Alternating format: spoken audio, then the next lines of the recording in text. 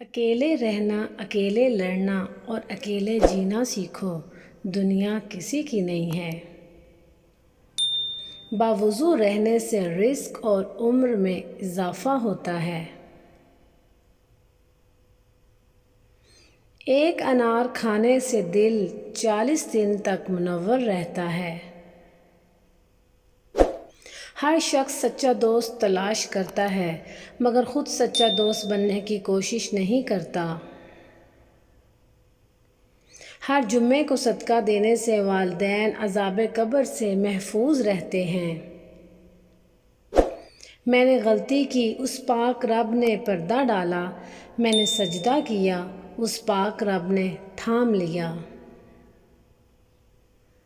دسترخوان سے گرے ہوئے ٹکڑے اٹھا کر کھانے والا کبھی جنون اور جذام کی بیماری میں مبتلا نہ ہوگا۔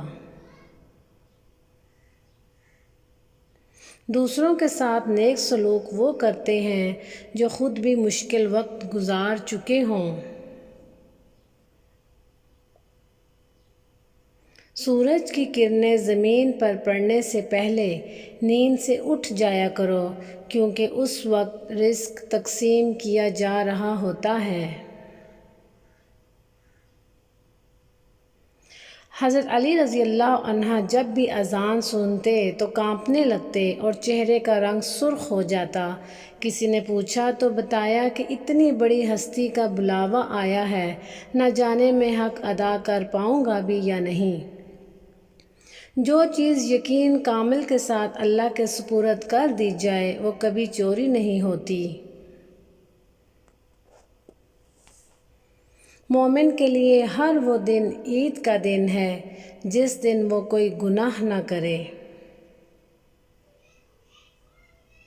زندگی واحد پودا ہے جس کا بیج زمین کے اوپر اور پھل زمین کے نیچے ملتا ہے۔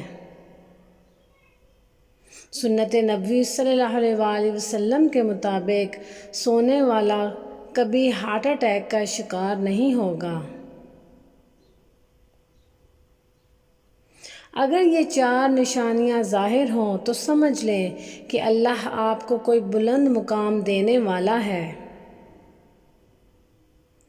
پہلی نشانی، بندے کو اللہ کی عبادت میں لطف آنا شروع ہو جاتا ہے اور گناہوں سے نفرت ہو جاتی ہے۔